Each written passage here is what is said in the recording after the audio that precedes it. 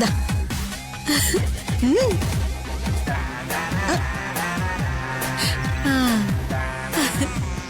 സുന്ദരനായി. Super.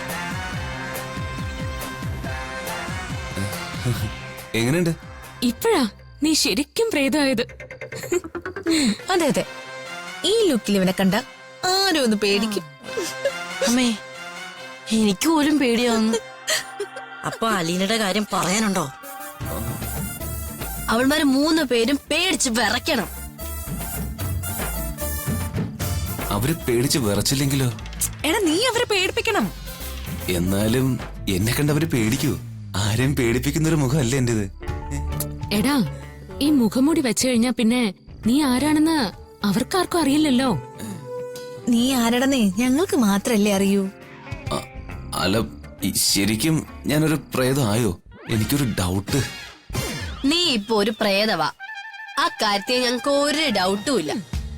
നീ ഒരു പ്രേതാണെന്നേ ഒരു 10 തവണ മനസ്സിൽ ഇമ്പോസിഷൻ പറ, അപ്പൊ നീ പ്രേതായിക്കോളും. എനിക്ക് ശരിക്കും പേടിയുണ്ട് കേട്ടോ. എടാ, നിന്നെ കാണുന്നവരല്ലേ പേടിക്കേണ്ടത്, നീ സ്വയം പേടിക്കുന്ന എന്തിനാ?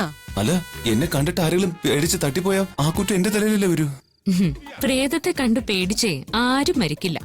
പ്രേതം അറ്റാക്ക് ചെയ്താലേ ഒരാള് മരണപ്പെടൂ. അപ്പൊ ഞാൻ അവരെ അറ്റാക്ക് ചെയ്യണ്ടേ? ദേ, ആവശ്യമില്ലാത്ത പണിക്കൊന്നും പോരുത് കേട്ടോ. നീ ഒരു പ്രേതമായിട്ട് എങ്ങനെയാണ് ആക്ട് ചെയ്യേണ്ടതെന്ന് ഞങ്ങൾ കാണിച്ചു തന്നില്ലേ, അതുപോലെ അങ്ങ് ചെയ്താ മതി. നടക്കുമ്പോ നീ ആരവിനെ പോലെ നടക്കരുത്. അറിയാലോ എങ്ങനെ നടക്കണ്ടേന്ന്. നീ ഒന്ന് നടന്നു കാണിച്ചേ, ഞങ്ങൾക്കൊന്ന് നോക്കട്ടെ. എടാ, നടക്ക്, ഒരു പ്രേതത്തെ പോലെ നടക്ക്.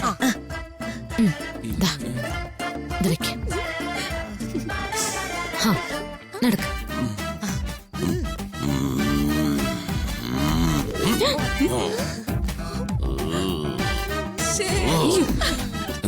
ഇങ്ങനെ മതിയോ? ആ, മതി, ഇത്രയും മതി.